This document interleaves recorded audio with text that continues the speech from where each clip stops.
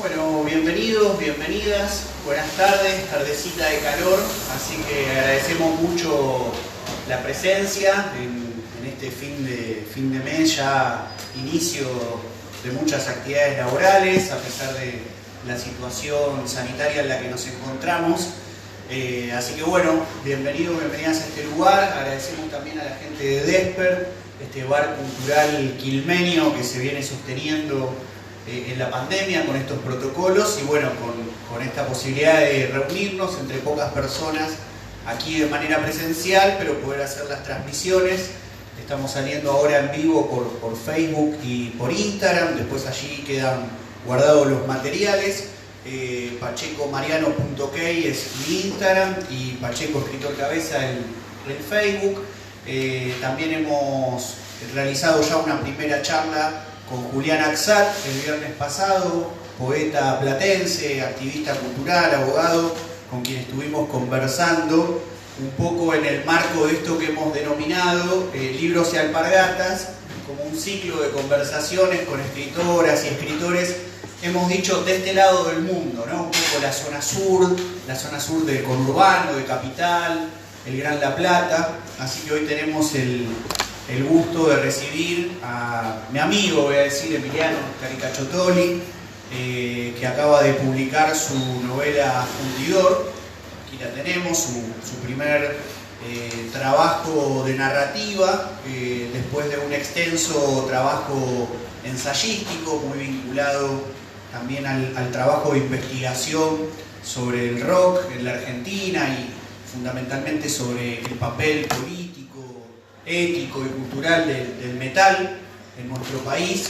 Así que bueno, sobre estas cuestiones estaremos conversando un poco en este ciclo que termina el próximo viernes con Lucila Morlachi, que va a estar aquí conversando sobre su libro de relatos Mis Bellas Artes y tratando de pensar un poco las relaciones intervinculares, lo que hoy se denomina los vínculos sexoafectivos y bueno, tratar de conversar un poco cómo hay hoy dinámicas, digamos, que atraviesan las discusiones públicas y también las discusiones en la literatura. Con Julián, de algún modo, tratamos de poner en relación las formas de recrearse, ¿no? En el caso de él, un poeta con una trayectoria también muy vinculada a su condición de hijo, ¿no? De detenido desaparecido, sus padres en la última dictadura cívico-militar y como con su último trabajo, Perros del Cosmos, había dado un viraje y comenzaba a trabajar en otra línea, ¿no? Poética.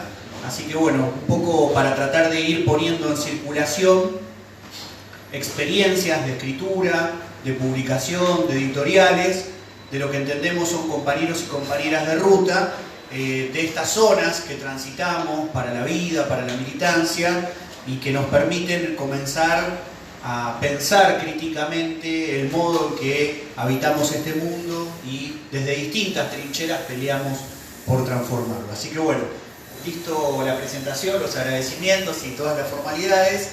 Me gustaría arrancar en esta conversación, darle la palabra a Emiliano y que nos cuentes un poco para arrancar. Bueno, esta es tu primera novela.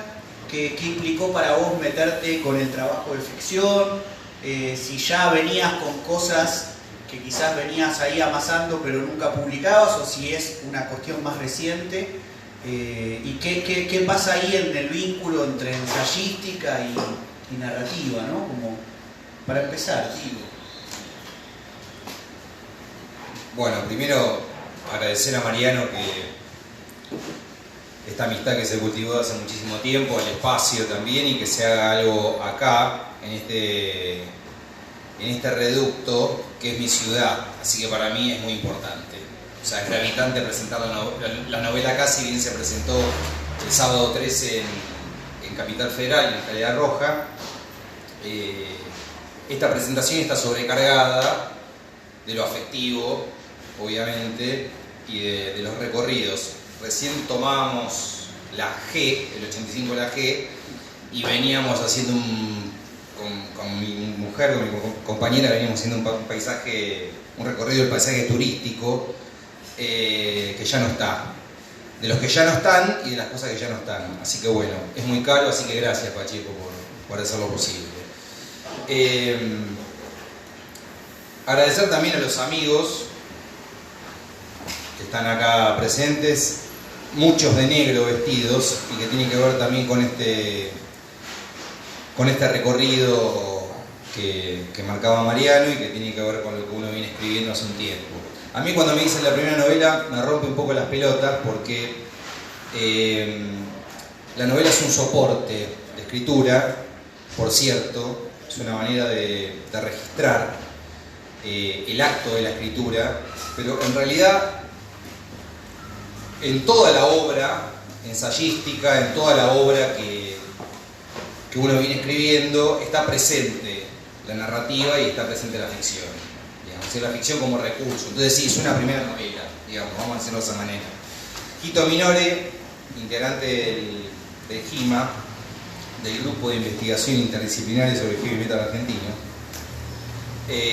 hace unos años atrás sacó una antología, ¿sí?, de relatos metálicos, ¿sí?, que tenían que ver sobre el metal, y escribí un fragmento, un breve cuento bastante autobiográfico. Me dijo, bueno, debutaste en la narrativa. Y en realidad lo ensayístico tiene a la narrativa de por sí. Es decir, para leer la novela uno tiene que saber qué carajo escribió el que escribió la novela antes para tener una dimensión de eso. Es decir, yo creo más en el carácter de obra que se va perdiendo en el último tiempo, es decir, esta idea de lo fragmentario y sobre todo de cierta movilidad respecto de la escritura como terapéutica. La escritura no es terapéutica, pero esto de saltar de la poesía al ensayo, del ensayo a la novela, de la novela a la narrativa breve, considero todo lo contrario. O sea que uno tiene que elaborar sobre el soporte que quiera. Si a uno le gusta escribir o cree que ahí hay una tarea, ya vamos a hablar de eso, si hay una tarea ahí, y después ver qué soporte adopta. Creo que Fundidor es o sincretiza toda esa obra previa que tiene que ver con lo ensayístico, que tiene que ver con la crónica, con la miscelánea, ¿sí?, con el recurso del ensayo más libre, más suelto desde el punto de vista ficcional, ¿no?, que es lo que tratamos de hacer en el GIMA desde hace ya mucho tiempo y que vengo haciendo en otro grupo de investigación también. Con lo cual, a la otra pregunta que me hiciste es cómo se gestó, y bueno, esto tardó, o sea, hay muchos dolores acá, fueron muchos veranos de hacerla, de escribirla. En julio del 2019 pasó algo lindo, que Alberto Cisnero, que es y Verónica Vega, que son los editores de Barnacle, me dijeron, bueno, a ver si tenés algún ensayo, siempre pidiendo un ensayo digo, no, tengo una novela, un poco también para evidenciar mis propias contradicciones. Digo, no, tengo una novela, que la vengo elaborando hace muchísimo tiempo. Y cuando uno escribe desde el dolor, o desde algunos dolores, o desde algunas pérdidas, tardás más tiempo. Y se llevó todo ese tiempo, del 2013 al 2019, que se terminó de hacer esta novela. Después vino la pandemia y todo un proceso de escritura que me parece que, de reescritura en realidad, que tuvo la novela, que tiene que ver con el contexto en el cual estamos. Porque hoy en día no es sencillo publicar. Publicar también implica ciertos pactos. Entonces, hay algo en torno al lenguaje y al trabajo con el lenguaje que hizo también que esta novela se demorara y que la valentía de la editorial, ¿sí?, permitiera que saliera también, ¿no? Así que bueno, ese fue el recorrido. Que tiene también escenarios, ¿no? Y que lo digo un poco en las notas del autor, es decir, tiene escenarios, distintos escenarios donde se construyó la novela. Se empezó a hacer en Córdoba en el año 2013 y se termina haciendo en la Ciudad de Buenos Aires, o sea, se termina gestando en la Ciudad de Buenos Aires en el 2019, pero pasó por otros precipicios interiores y exteriores también, que tienen que ver con el recorrido que uno, y también con el paisaje que uno va pintando externamente, ¿no? Digo, ahí yo encontré quizás en el ensayo cierta no acostumbramiento, ¿no?, pero al contrario, un espacio que puede sincretizar muy bien todo esto. Bueno, para la novela hay que buscar escenarios para poder escribir, si no yo no puedo escribir, ¿no? en épocas donde todo el mundo, insisto, no digo todo el mundo, pero que hay una tendencia así a escribir, insisto, como ir a jugar al papi fútbol, digamos, y creo que forma parte de otro proceso. Bueno, para quienes están escuchando aquí, quienes están viendo esta transmisión por redes sociales, les cuento que se nota todo el trabajo de escritura que hay, esto a que hace referencia Emiliano, digamos, y que, bueno, a veces se nota en algunas narrativas que circulan, ¿no? Muchas veces que uno ha leído quizás en redes sociales y después compra el libro y, bueno, como para ir viendo el trabajo de modificación entre las redes, con esa inmediatez y el libro, con cierta demora, y se encuentra muchas veces con sorpresa de que está copiado y pegado y nada más, ¿no? Que lo que hay nada más es una transposición de soportes, pero no un trabajo con la escritura. Eso seguramente nos vamos a referir en un ratito y vamos a conversar, pero no quería dejar de aprovechar, ya te había tirado la otra vez personalmente en un café la primicia de que también, en todo caso, recuperando tus palabras, este año en mi caso estaría publicando lo que sería mi primera novela, que se empezó a gestar en 2004, fue el primer texto que empecé a escribir, y bueno, también de un modo parecido una editora me dijo, pero vos no tenés nada de ficción, y yo obviamente le dije, no tengo. Una vez me conté, bueno, algo, en realidad hace muchos años empecé a trabajar, y finalmente será una novela breve publicada este año, titulada La parte del todo, que nunca conversé con vos y que con mucha sorpresa, cuando agarré el libro y empecé a leer la contratapa de este texto que vos me dijiste que publicabas, pero nunca me dijiste de qué se trataba, descubrí con sorpresa que también en mi novela hay una tía, un personaje con hijos desaparecidos y escenarios que tienen que ver con el tránsito entre los conurbanos y la ciudad, y muchas cuestiones que evidentemente emergen de una sensibilidad común, de un recorrido común, de preocupaciones comunes, lo que me lleva a pensar si hay algo así que también es parte de las discusiones de la época, del orden de lo generacional, ¿no? O no, digamos, como que ahí hay una discusión, o si son sensibilidades, problemáticas, puntos de vista políticos, que llevan a hacer un trabajo con la escritura en ese sentido. Entonces, para un poco retomar también lo que planteabas, tirarte esta incógnita en torno a si hay algo del orden de lo generacional o no, y cuáles son esos trabajos de la escritura, ¿no? Que implican tareas, que implican oficio, o de algún modo cómo vivís vos esta experiencia de la escritura más allá de los soportes y los géneros.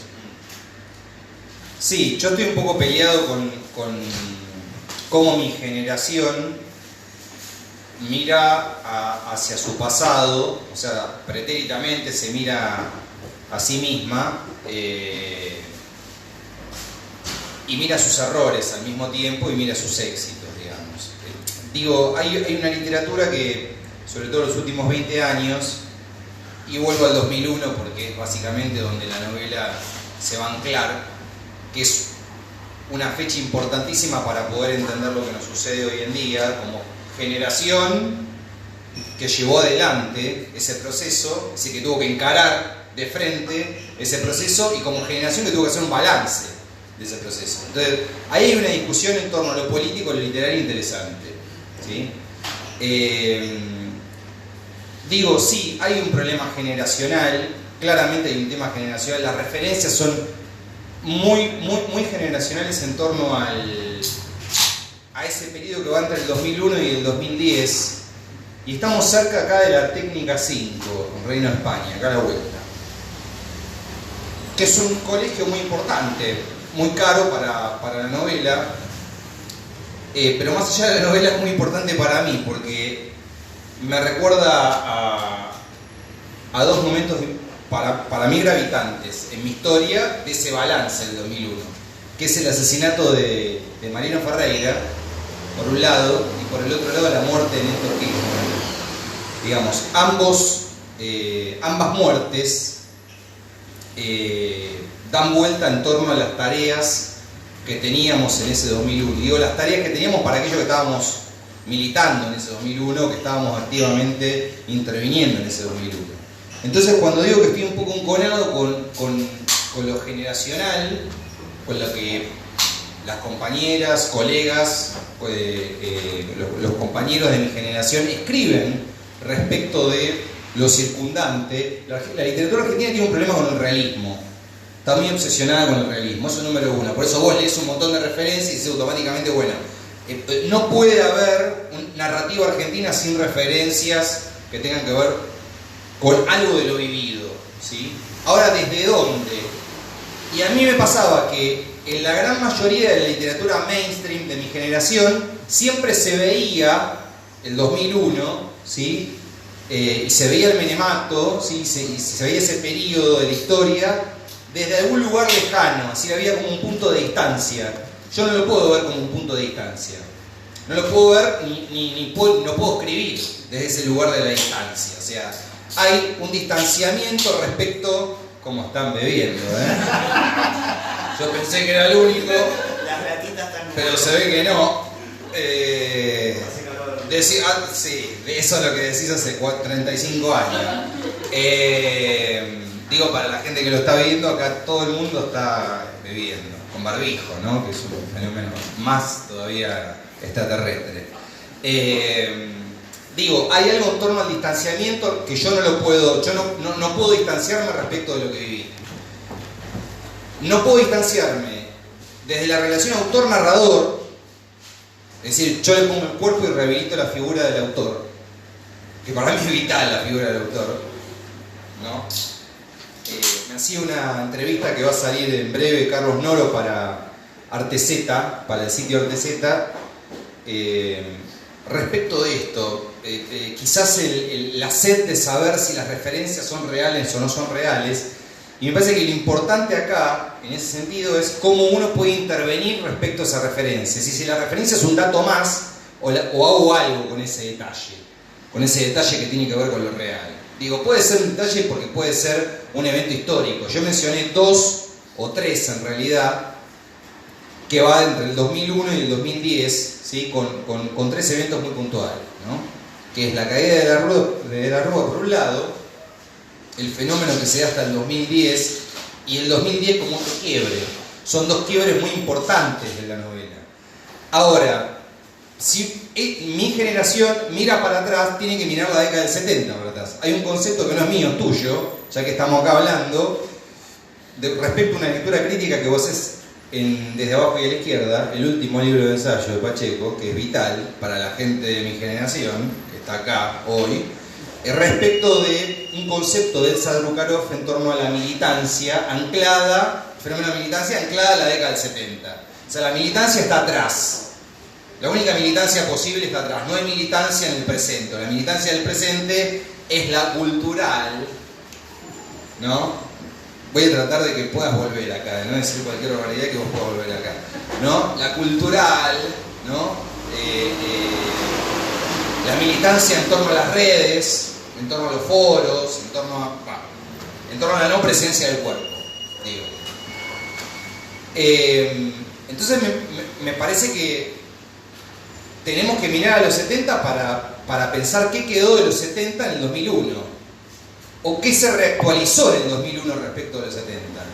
Entonces, si bien la novela vuelve a la problemática y una discusión que se da en los 70 en torno a la decisión del PRT, que es una discusión para mí interesantísima, porque a mí me costó escindirme del trotskismo a otras hierbas, ¿no?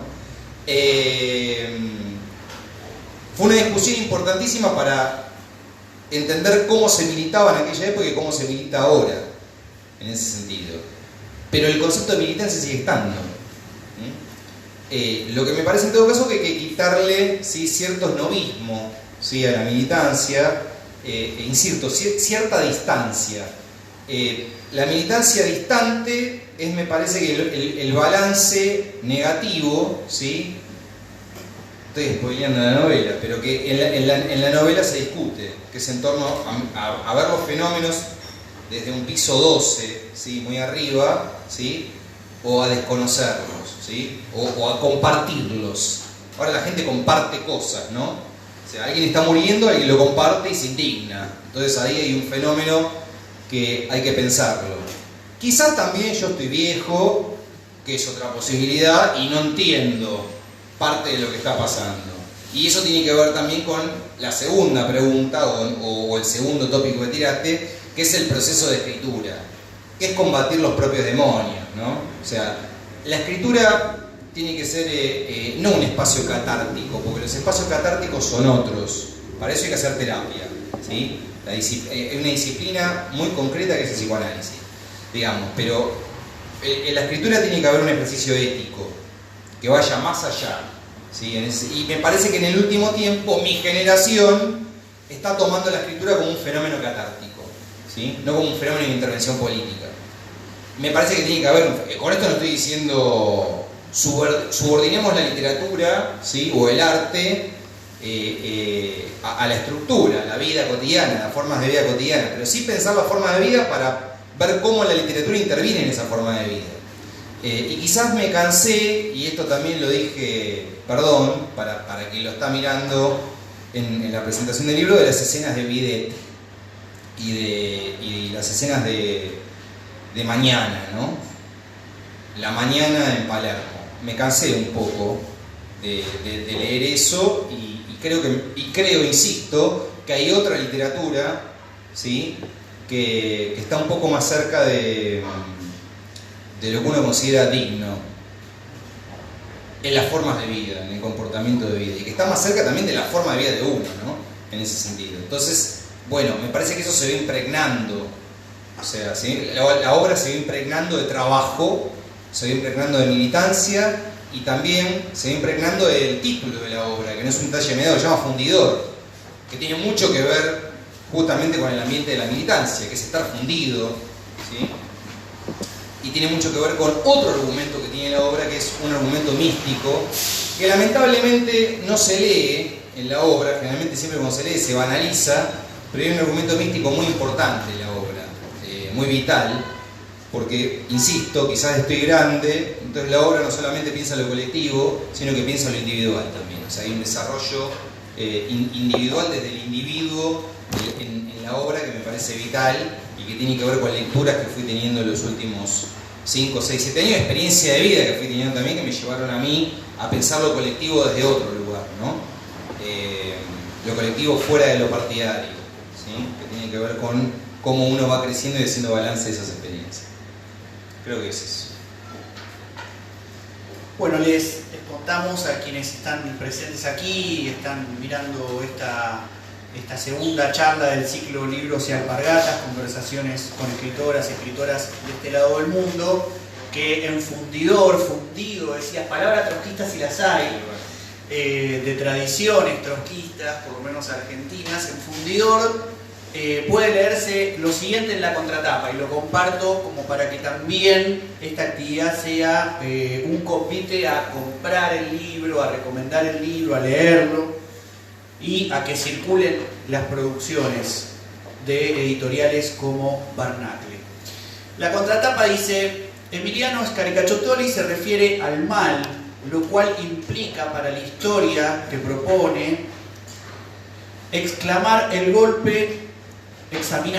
ya estamos viejos, no veo mucho y el alumno ayuda. Examinar el golpe de Estado cívico-militar clerical de 1976 y las secuelas múltiples, máscaras o caretas donde aún permanece e incluso sufraga. Ahí prendieron más la luz, gracias. Fundidor transcurre entre el incendio y el saqueo de una ciudad sitiada, cortes de ruta, asambleas, sesiones de psicoanálisis, heavy metal, restos de hoguera, drogas, horas de cátedras y mártires. No es un libro sobre jóvenes desventurados ni un devaneo intelectual acerca de pesadillas que siempre terminan bien. El retrato de la vida de León y sus añadidos trágicos incluye padres militantes y desaparecidos, una tía, inevitable tutora adepta a ritos inicuos, viajes iniciáticos y un pacto de sangre, Sin desdeñar inquietud y ferocidad, la novela pone en evidencia a una generación que tenía otros planes diferentes a la lógica de rapiña y especulación que devaría en el estallido popular de 2001. En literatura, la carencia se cita con el exceso. Reitero, de fondo el problema no es el lenguaje nunca fue el problema es y será no haber muerto a tiempo. Recién en las palabras de Emiliano me resonaban con fuerza alguien que para muchos de nosotros es un maestro, más allá de no estar ya presente en vida en este mundo, y que es un maestro a pesar de que muchos quizás no lo hemos tratado nunca, y me refiero a David Viñas, ¿no? El cuerpo a cuerpo, las cosas concretas, el autor con una obra, ¿no? La intervención política desde la literatura. Y aquí aparece en la primera oración que leía de la contratapa del libro la cuestión del mal, ¿no? De lo maldito, algo también tan presente en la historia política y literaria de la Argentina, ¿no? El hecho maldito del país burgués, decía John William Cook, y tenemos una larga lista también de escritores, de filósofos, de literatos malditos, ¿no? Entonces me gustaría, un poco retomando estas cosas que estabas planteando, preguntarte qué rol juega el mal, no solo en la novela, sino en la mirada que construís respecto de la escritura, ¿no? ¿Qué pasa con lo maldito? ¿Qué pasa con lo incorrecto? ¿Qué pasa con aquello que a veces se plantea para iluminar zonas oscuras de lo que el discurso políticamente correcto no dice? Lo que contribuye a incomodar, ¿no? Lo que, como decíamos en la charla del viernes pasado con Julián Aksat, citando a los formalistas rusos, ¿no? Aquello que contribuye a desautomatizar la mirada que tenemos automatizada en la vida cotidiana, ¿no? ¿Qué rol juega el mal, lo maldito en todo eso? En primer lugar, tratar de no meter bibliografía en la respuesta a la pregunta respecto del mal.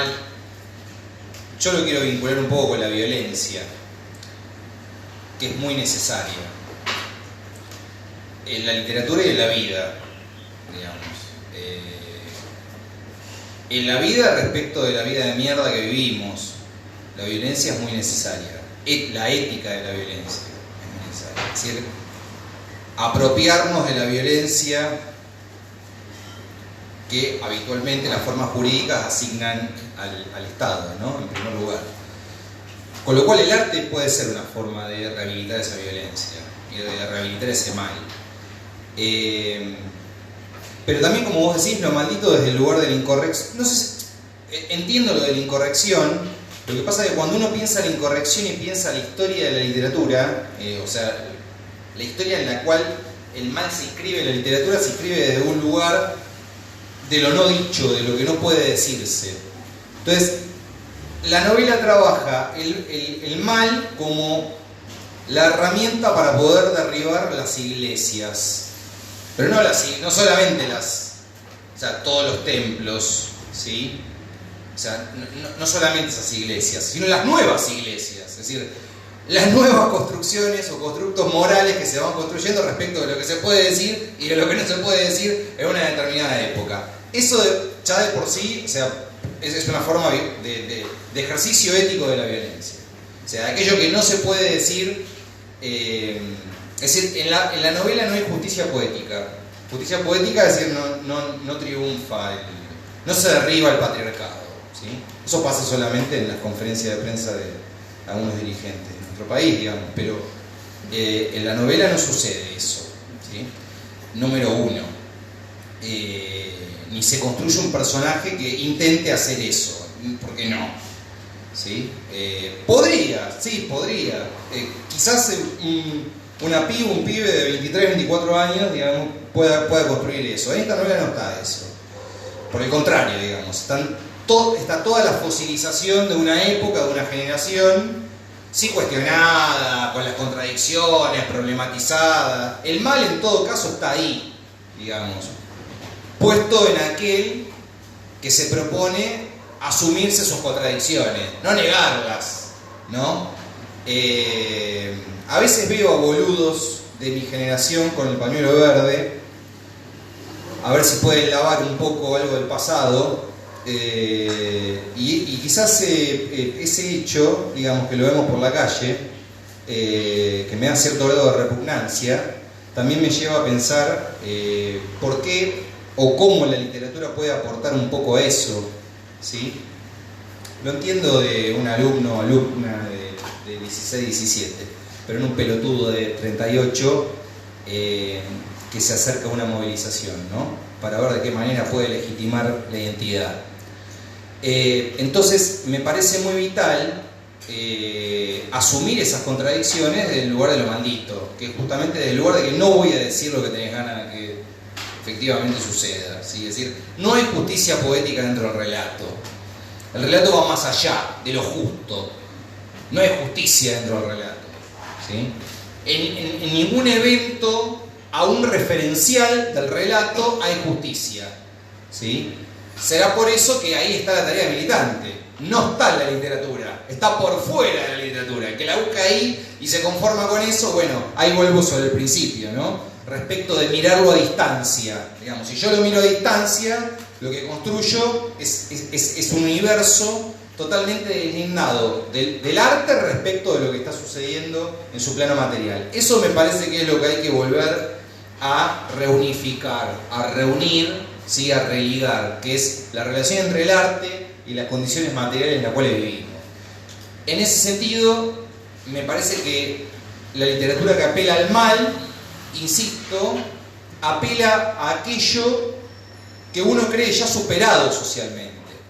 Claro, está superado desde el discurso, pero no desde las prácticas.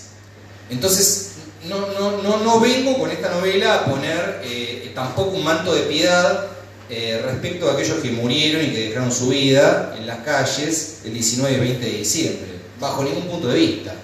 Ahí hay un balance y por supuesto sobre ese balance asumir, digo cosas que dijiste vos, ¿no? Pero sobre las cuales uno aprende en el diálogo, asumir la derrota, asumir una derrota política. Asumir esa derrota política te permite seguir escribiendo, pero no seguir escribiendo para construirte en una fantasía, ¿sí? Vos sos aquello que el discurso, que ciertos discursos de nuevas iglesias que se van construyendo, ¿sí? Te permitan, insisto, legitimarte o legitimar parte de tu pasado.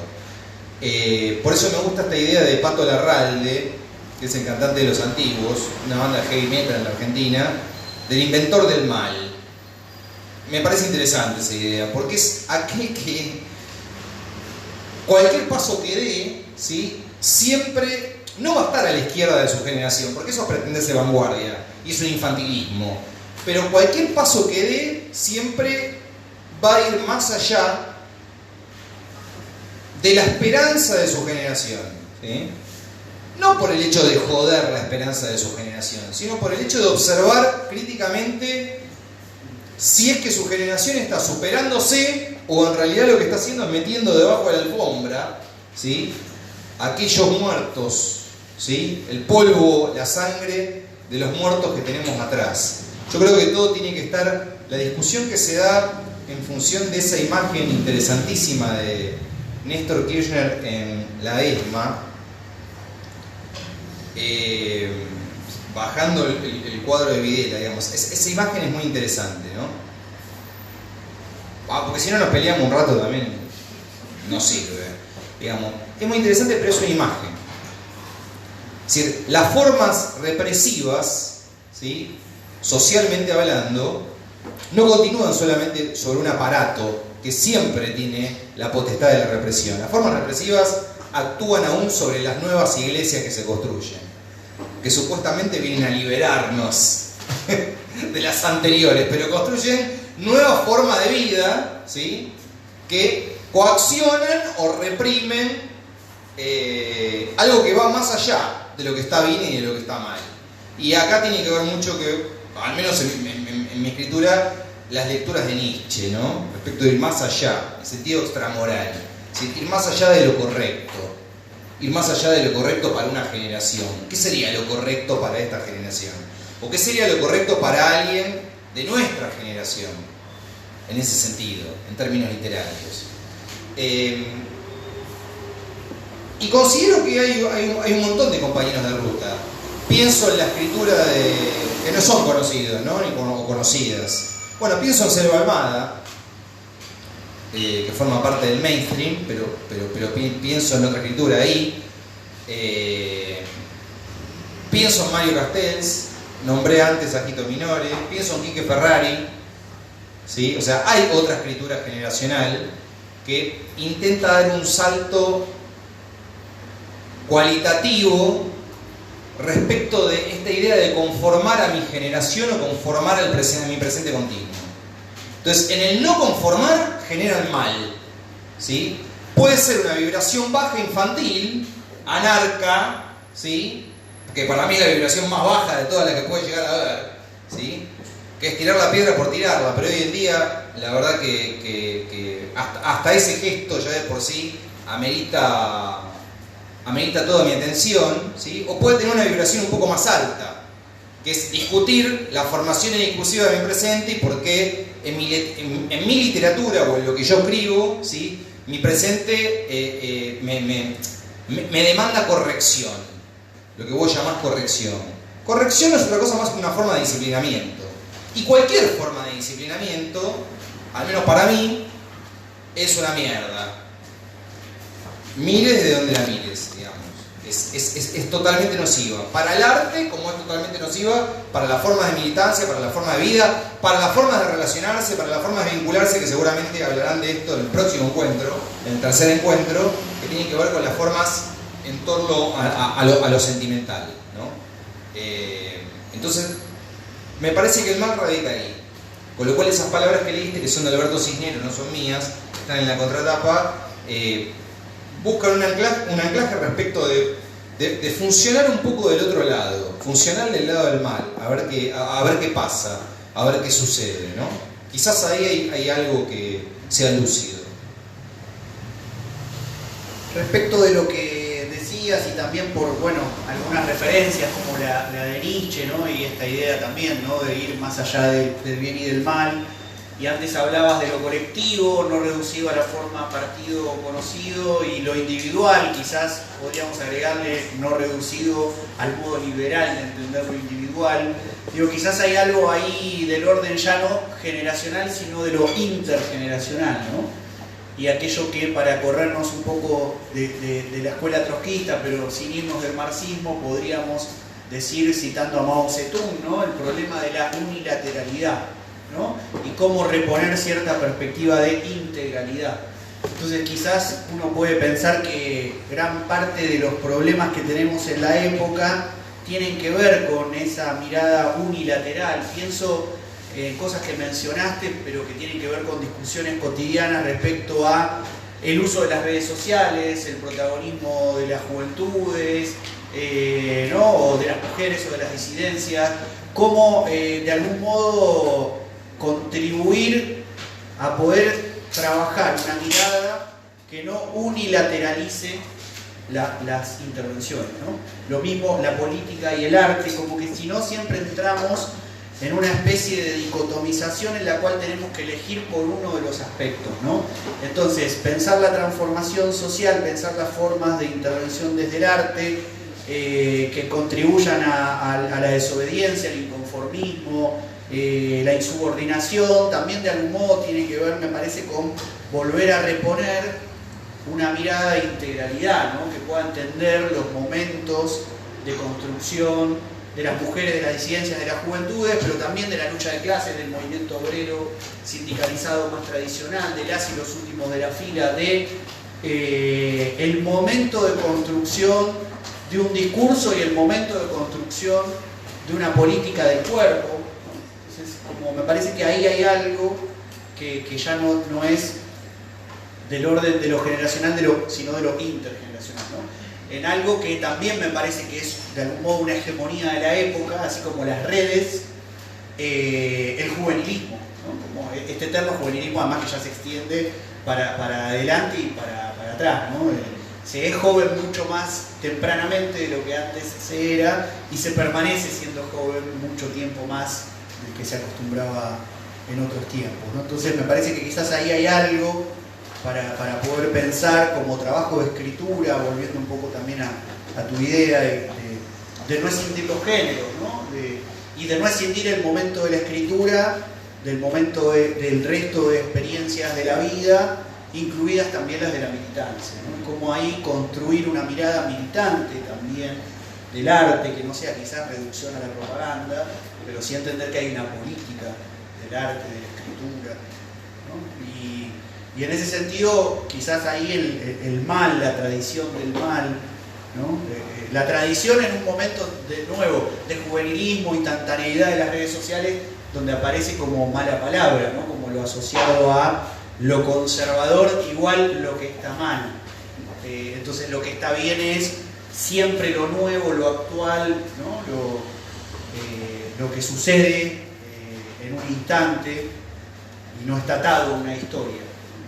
Quizás haya ahí algo para pensar, y creo que libros como Fundidor, no lo digo solo porque Emiliano es un amigo, me parece que es un libro que contribuye, así que hay que leerlo, hay que comprarlo también porque hay que ayudar a sostener nuestras experiencias, ¿no? Las de las editoriales que vamos gestando, pero bueno, también se puede prestar, recomendar, ¿no? Y en ese sentido era importante para este ciclo poder instalar una presentación que no sea tampoco una mera presentación, ¿no? Sino que sea una conversación, una charla, para poder pensar algunos de todos estos temas que están en la novela, que están afuera de la novela, que están en esta charla y que seguirán seguramente más allá de esta charla, de esta conversación. Yo, por último, de mi parte, después igual también para que vos plantees lo que tengas ganas, más allá de lo que te pueda preguntar, que tengamos un momento para eso, y más allá después de la transmisión por Facebook y por Instagram, cuando cortemos seguramente tengamos acá un momento para, si alguien quiere preguntar, contar algo, intervenir, también podamos hacerlo. Pero de mi parte, mi última pregunta para disparar esta conversación tiene que ver con la cuestión de el autor y los personajes de la obra, ¿no? Que es algo que hoy parece totalmente confundido en estas cuestiones también de muchas veces impugnar determinada obra por determinado personaje de la vida real. ¿Qué relación hay ahí, o cómo pensás vos para construir algunos de tus textos la relación entre autor, Emiliano Scaricaciotoli, y un personaje cualquiera que pueda aparecer en una obra determinada, ¿no? Y si son correlativas o no, ¿qué pasa ahí? Digo, vos trabajás mucho sobre el metal, siempre es el personaje nombrado Ricardo Iorio, ¿no? Obviamente, ¿no? Es decir, si se descarta una obra por una persona que está detrás de esa obra, o qué se puede pensar ahí al respecto. Y si no hay algo de lo maldito también en poder rescatar esto hoy en día. Bueno, ese es un personaje más malo que ese, imposible, digamos. Así que justamente nombraste a uno que es el más malo de todos, que singularmente es el más lúcido, ¿no? Es el que más cerca está de hacerme juicio, pero voy a decir que es el más lúcido de todos, digamos. Por los trabajos ensayísticos de Gima, y el que viene siguiendo más o menos lo que vengo escribiendo, hay algo en torno al parricidio que lo sostengo hasta hoy. Sin embargo, es el gran relato. Algo que te quería decir antes. A mí me encantan los grandes relatos de la historia, que son los que se derrumban. Cuando digo los grandes relatos, me estoy refiriendo a la posibilidad de vivir en una sociedad mejor, ¿no? Que se entienda cuando digo los grandes relatos. Es decir, a mí me parece que lo que hace falta es un gran relato. Y que el grave problema de la contemporaneidad es no tener referencias, o que las referencias sean tan endebles, se pierdan, ¿sí? se vaporicen tan rápido, que quien lea esta obra, quizás ahí sí, yo no sé si estoy tan de acuerdo, porque yo también pensaba qué sucede con el público adolescente que lee esta obra, ¿sí? Y hay un montón no solamente de referencias, sino de recorridos en esta obra que ya no sé si pueden llegar a ese público adolescente. Me lo cuestiono, digamos, ¿eh? O sea, me cuestiono también para quién estoy escribiendo. en ese sentido. Pero a mí los grandes relatos me apasionan, digamos. Aunque estén muertos, aunque se resemanticen o resignifiquen a través de la historia, digamos, me parece que hacen que uno pueda seguir adelante, escribiendo y entre otras cosas, digamos, en principio viviendo. Entonces a mí los grandes relatos me encantan, es decir, los relatos mayúsculos de la historia me encantan. Por eso en la historia, en esta historia, digamos, están los grandes relatos de mi vida y los relatos que yo no viví, que son grandes relatos que quedaron atrás, que no volvieron nunca, pero que quedaron atrás y que sería bellísimo recuperar, ¿no? Eso en primer lugar. En segundo lugar, a mí sobre el tema de la política, lo que se conoce ahora como la política de la tachadura, el sensitive reader, uno se viene enterando de cosas que con las que hay que combatir. Ahí yo celebro a una editorial independiente, como todas las editoriales por las que publico, que son todas, cuando digo independiente, digo que son autogestivas, ¿no? Porque ahora editorial independiente es de repente aquella que recibe beneficios de parte de cualquier estado para instalarse regionalmente. Eso no es una editorial independiente, es otra cosa.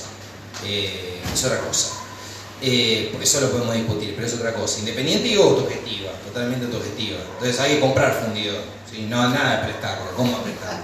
Hay que comprarlo, como otras obras que están en esta mesita de acá donde está mi mujer.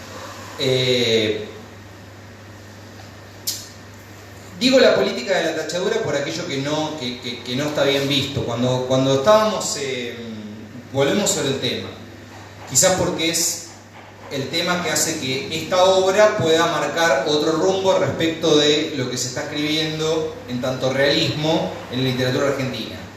No digo esta, digo esta viene de la mano con otras, ¿sí? Estamos pensando en que la política de la tachadura no soluciona nada, ¿sí?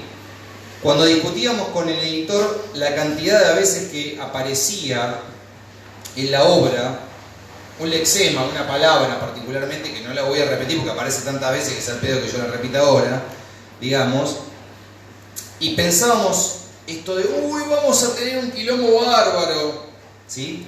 Forma parte de un problema contemporáneo, ¿sí? Pero un problema que han vivido otros autores en otro momento de su historia, ¿sí? Pienso en Flaubert, pienso en Baudelaire, digamos, hablando de malditos franceses, pienso en Rodolfo Walsh, si quiero venir un poco más para acá. Osvaldo Lamborghini. Pienso en Osvaldo Lamborghini, ¿sí? A la izquierda, digamos, de todo. Hoy yo soy docente, antes que nada, ¿no? Uno quiere dar un relato como El niño proletario, ¿sí? Que marcó una generación, o que me marcó a mí generacionalmente, en la escuela secundaria, y claro, aparece muchas veces la palabra pija, lo cual es un problema. Y aparte aparece una escena de violación. Y aparte aparece sobre esa escena de violación algo muy complicado, que es el deseo. Entonces, todo eso junto, ¿sí? Bueno, me parece, pensando en voz alta, que estamos en un momento en el que ese tipo de tradición, Osvaldo Lamborghini, Néstor Perlonger, ¿sí? Para pensar un linaje de escritura y donde yo me encolumno, detrás de quienes me voy a encolumnar, Soriano, ¿sí? Me parece que son autores que fueron un poquitito más allá de su generación. Es decir, no les importó la política de la tachadura, ¿sí? que existió en todas las épocas. Hoy en día más todavía, lo cual hace que haya, lamentablemente, que cada vez que uno publica tenga que revisar con lupa, ¿sí? La sensibilidad de lo que sucede del otro lado. Bueno, la literatura está justamente para eso, ¿sí? Para joderle la sensibilidad, ¿sí? a aquel que está leyendo, para joder toda la sensibilidad. Como estamos en una sociedad hipersensible, donde de repente cuando levantamos un poco la voz en un debate, la gente pide que te tranquilice, que es algo que... No, es... Digamos, se forma parte de... Bueno, ahí está el mal, ¿no? En no tranquilizarse. Porque el que te pide que te tranquilices lo que quiere es amansarte, parquizarte. Entonces vos tenés que hacer todo lo contrario, digamos. O sea, para que tu espíritu esté ordenado, vos tenés que, ¿sí?, responder desde un lugar de sí mismo. Si no, hay algo en tu espíritu que no está funcionando bien y algo que ni desde lo individual ni desde lo colectivo está funcionando bien. Por eso hablaba de las iglesias, de las catedrales, ¿no?, de la construcción dogmática, ¿sí?, de la doctrina, ¿sí?, y de la represión, es decir, de las marcas, insisto, de lo que se puede y lo que no se puede decir. Entonces, ¿cuánto hay en los personajes respecto de... Bueno, en la presentación de... que acá no lo pensamos porque estaba pensado de otra manera, pero en la presentación de este libro, hace 15 días atrás, proyectamos que este libro tiene 3 recorridos. Un recorrido textual, un recorrido sonoro, auditivo, que tiene que ver con la música de una generación, y al mismo tiempo un recorrido visual, ¿sí? Hay muchas imágenes que existen, ¿sí?, y que uno las puede recorrer acá. Estoy hablando del partido de Quilmes, ¿no? Quilmes, Bernal, Don Bosco, Villa Domínico, digamos, o sea, todo el corredor sur, por cierto.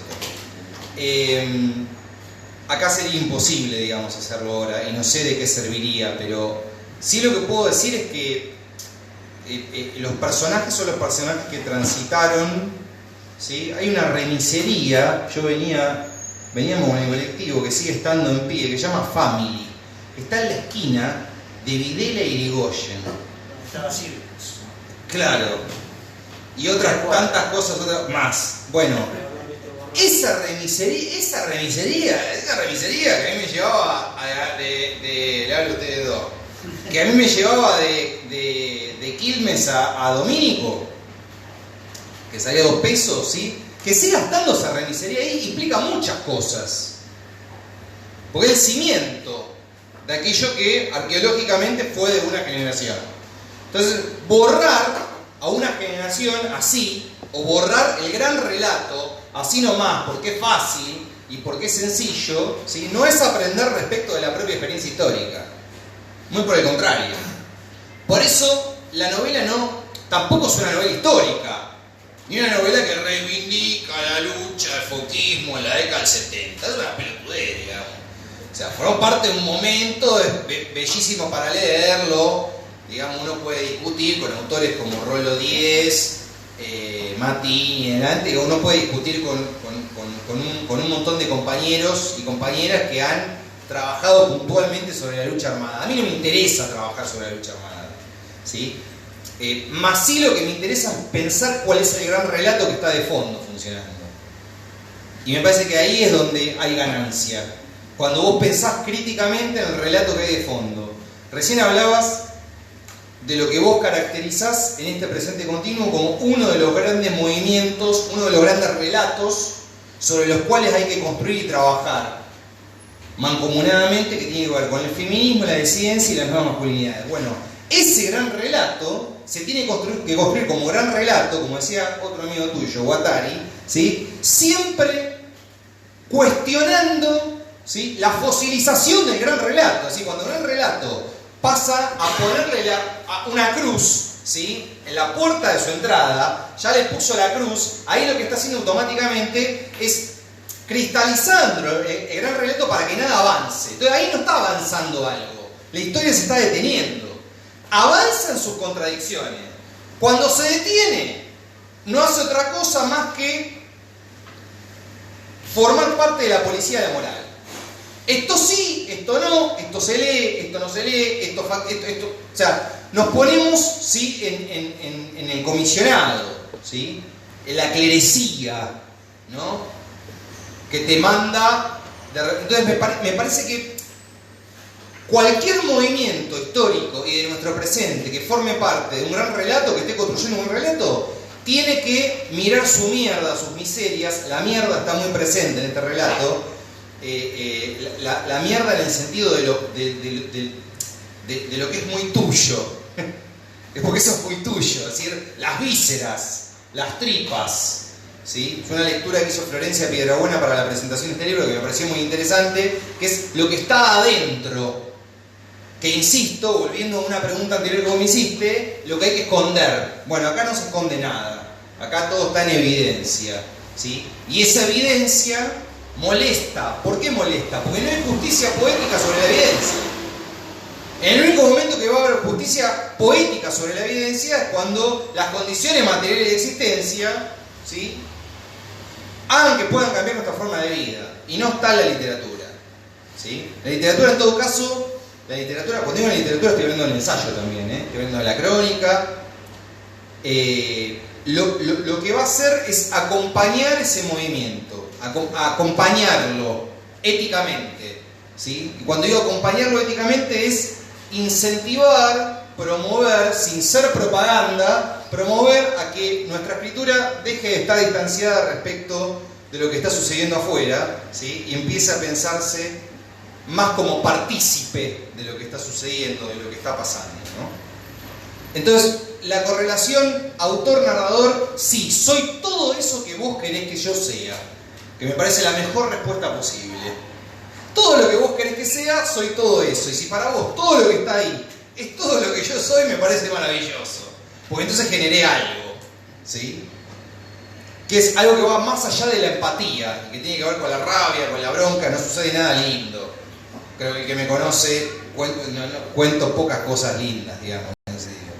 Creo que lo lindo está, o los pequeños momentos de lucidez están en los momentos más trágicos, ¿sí? Y creo que en las mayores tragedias están los momentos de lucidez, digamos, y que nos permiten crecer y hacernos mejores. Por eso esta novela está dedicada de manera implícita a Mariano Ferreira, número 1,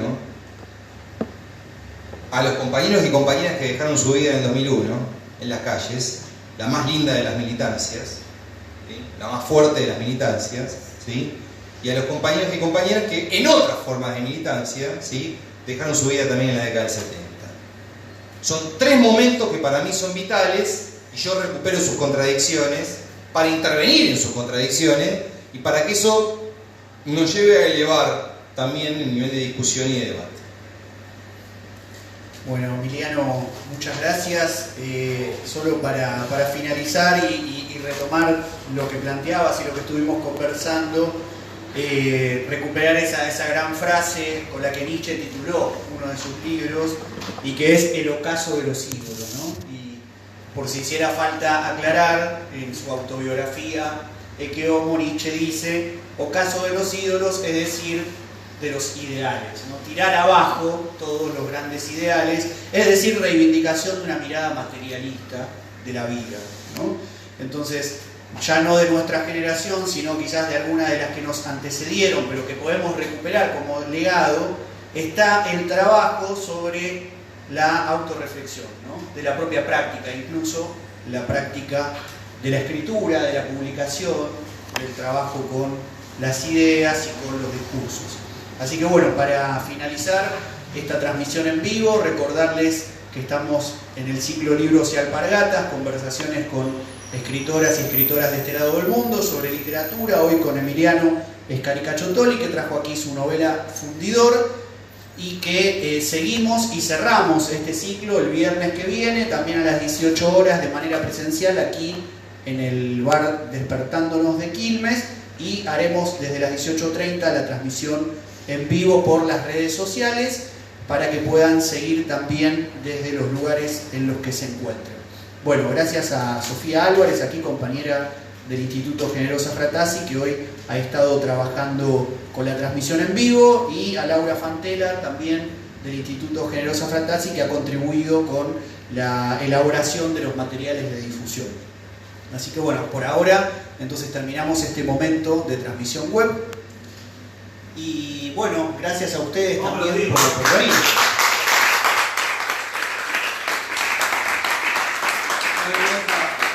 Yo de vuelta agradezco a Mariano, que, con el que pese a la historia y a las pérdidas seguimos trabajando para adelante, a los amigos que vinieron, algunos que hace muchísimo que no nos vemos, otros que nos vemos en algunos